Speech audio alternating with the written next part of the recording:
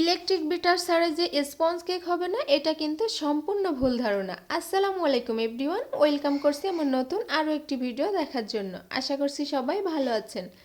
আজকে আপনাদেরকে তৈরি করে দেখাবো ইলেকট্রিক বিটার ছাড়াই অরেঞ্জ স্পঞ্জ কেক রেসিপি। আশা করছি আমার আজকের এই ভিডিও আপনাদের কাছে অনেক বেশি ভালো লাগবে আর অনেক কাজে আসবে।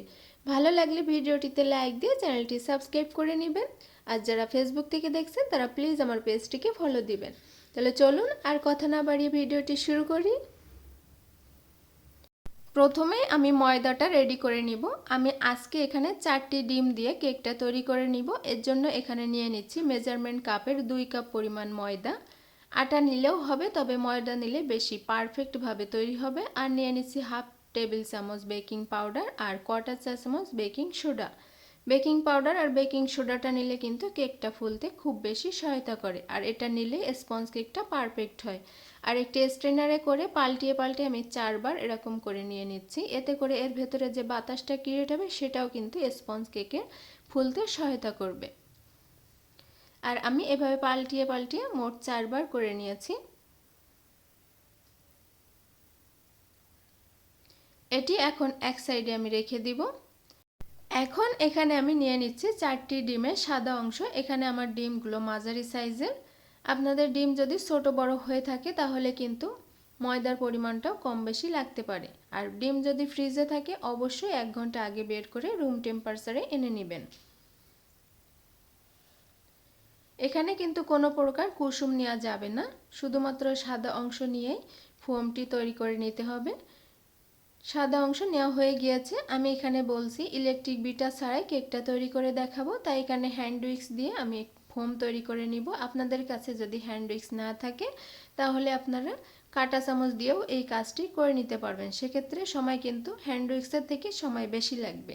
আর যদি ইলেকট্রিক বিটার থাকে তাহলে কিন্তু কোনো কথাই নেই, আপনারা খুব সহজে আর খুব কম সময়ে এই ফোমটি তৈরি করে নিতে পারবেন। তবে যাদের কাছে ইলেকট্রিক বিটার নাই তারা হ্যান্ড উইক্স দিয়ে এই কাজটি করতে পারবেন, একটু সময় বেশি লাগবে। তবে একেবারেই পারফেক্টভাবে ইলেকট্রিক বিটারের মতোই কিন্তু ফোমটা তৈরি হবে। আপনারা দেখতেই পাচ্ছেন এটি কিন্তু কোনো অংশে ইলেকট্রিক বিটার থেকে কম নয়। এটি এক সাইডে রেখে দিয়ে এখন এখানে যে 4টি কুসুম সেটি আমি ফেটিয়ে নিচ্ছি হ্যান্ড উইক্স দিয়ে। এখন এর সাথে আমি 1 কাপ চিনি নিয়ে নিব। আর চিনিটা যদি আপনারা একটু ব্লেন্ডার করে নেন অর্থাৎ গুঁড়া করে নেন তাহলে কিন্তু চিনিটা গলতে খুব তাড়াতাড়ি গলে যাবে। আর যদি না নেন সেক্ষেত্রে কিন্তু একটু সময় বেশি লাগবে। 1 কাপ পরিমাণ চিনি এখানে আমি দিয়ে দিয়েছি। আপনারা যদি মিষ্টিটা বেশি খেতে পছন্দ করেন তাহলে আর একটু বেশি পরিমাণ চিনি দিয়ে নিতে পারবেন। আর এখন এর সাথে দিয়ে দিয়েছি 1/3 কাপ কুসুম গরম দুধ আর স্বাদ মতো লবণ দিয়ে আমি এই চিনিটাকে গলিয়ে নেব। কুসুম গরম দুধ দেওয়ার কারণে কিন্তু চিনিটা খুব তাড়াতাড়ি গলে যাবে। দেখতেই পাচ্ছেন চিনিটা গলে গিয়েছে আর মিশ্রণটা অনেকটা ঘন হয়ে গিয়েছে। এই পর্যায়ে এখন আমি এখানে দিয়ে দিচ্ছি হাফ কাপ পরিমাণ সয়াবিন তেল দিয়ে আবারও এই মিশ্রণটি খুব ভালোভাবে আমি মিশিয়ে নেব। মিশ্রণটি আবারও 2 হাত দিয়ে হ্যান্ড উইক্স দিয়ে মিশিয়ে নেব। এতে করে এর ভেতরেও আরেকটু ফোমের মতো তৈরি হবে। সেক্ষেত্রেও কিন্তু কেকটা স্পঞ্জি হবে আর অনেকটা ফ্লফি হবে।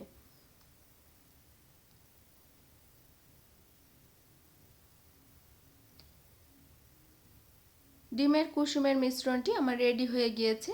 এখন এখানে আমি যে ময়দাটা তৈরি করে রেখেছিলাম সেটি এখানে আমি দিয়ে দিচ্ছি। আর সবগুলো একসাথে আমি দিব না, অল্প একটু করে দিয়ে এটি মিশিয়ে নেব। এখানে এই মিশানোটা অবশ্যই আপনারা খেয়াল করবেন, এটি এক সাইড দিয়ে মিশিয়ে নিতে হবে, কোনো প্রকার এলোমেলো ভাবে এটি মিশানো যাবে না। যে কোনো এক সাইড দিয়ে এটি মিশিয়ে নেবেন, এতে করে এর ভেতরে বাতাসটা থেকে যাবে। আরও কিছুটা ময়দা এখানে আমি দিয়ে দিচ্ছি। এখানে কিন্তু আমার 2 কাপ ময়দাই প্রয়োজন হবে না, তার কারণ আমার ডিমটি মাঝারি সাইজের। যদি ডিমটি বড় সাইজের হতো তাহলে এখানে 2 কাপ ময়দাই প্রয়োজন হতো। নিয়ে নিয়েছি মিশ্রণটা রেডি করে। আপনারা দেখতে পাচ্ছেন কেমন হবে এই বেটারটা যত পারফেক্ট হবে কেকটা কিন্তু তত পারফেক্টভাবে তৈরি হবে। এখন যে আগে থেকে ফোমটা তৈরি করে রেখেছিলাম সেটি এখানে দিয়ে দিলাম। এতে করে কিন্তু বেটারটা আরও একটু পাতলা হবে। পাতলা হবে মানে একেবারেই পারফেক্ট হবে। এভাবে ফোমটা দিয়ে একইভাবে আবারও মিশিয়ে নিতে হবে, কোনোভাবে এলোমেলোভাবে মিশানো যাবে না। সবগুলো ফোম একইভাবে আমার মেশানো হয়ে গিয়েছে। এখন আপনাদেরকে এর কনসিস্টেন্সিটা দেখিয়ে দিচ্ছি। দেখেন কেমন কনসিস্টেন্সিতে এই বেটারটি রাখতে হবে, তাহলেই পারফেক্টভাবে কেকটা তৈরি হবে।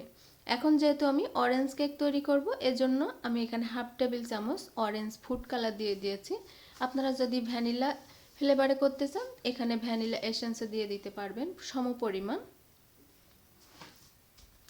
দিয়ে আবারও একইভাবে এই কালারটি আমি মিশিয়ে নিচ্ছি। আপনারা স্ক্রিনে দেখতেই পাচ্ছেন আমি কিন্তু একইভাবে কাজটি করে নিচ্ছি, আপনারাও একইভাবে করে নেবেন, তাহলে কেকটি অনেক স্পঞ্জি হবে আর এর ভেতরের যে বাতাসটা আছে সেটি বের হয়ে যাবে না। আর এই বাতাসটাই কিন্তু কেকটা ফুলতে সহায়তা করবে। আমার এখানে 2 টেবিল চামচের মতো ময়দা এক্সট্রা রয়েছে। এখন আমি কেক মোল্ডটা আগে থেকে রেডি করে রেখেছিলাম লেখালেখির কাগজ আর তেল ব্রাশ করে। এখানে আমি কেক ব্যাটারটা দিয়ে দিচ্ছি। একটু উপর থেকে দিবেন, তাহলে আরও একটু বাতাসের ভেতরে তৈরি হবে, সেটাও কেকটা ফুলতে অনেকটাই হেল্প করবে।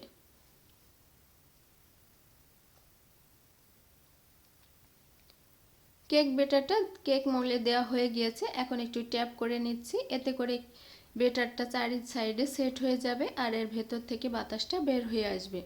এর ভেতরে যেন বড় কোনো লাম্পস না থাকে, এজন্য আমি একটি কাঠি দিয়ে এভাবে ঘুরিয়ে ঘুরিয়ে নিয়ে নিচ্ছি। এতে করে এর ভেতরে কোনো বড় বাতাস এর থাকলে তাহলে সেটা বের হয়ে আসবে। এখন এটি আমি চুলায় বেক করে নেব। এজন্য আগে থেকে একটি নন স্টিকের পাতিল আমি প্রিহিট করে রেখেছি 5 মিনিট হাই হিটে।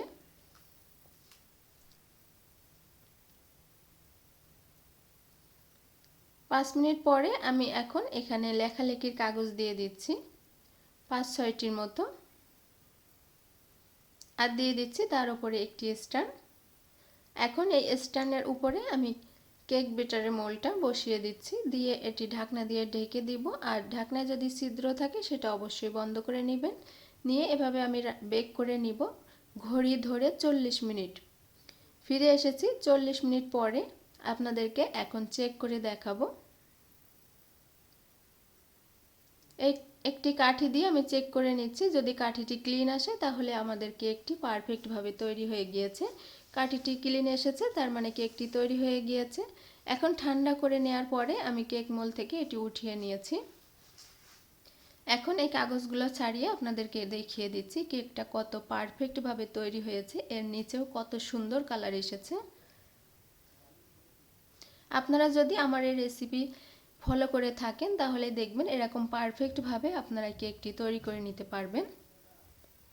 ঠিক কতটি সফট আর স্পঞ্জি হয়েছে আপনারা অবশ্যই দেখে বুঝতে পারছেন। এখন আপনাদেরকে এটি আমি কেটে দেখাচ্ছি। আমি এটি 3টি পার্টে করে কেটে নেব।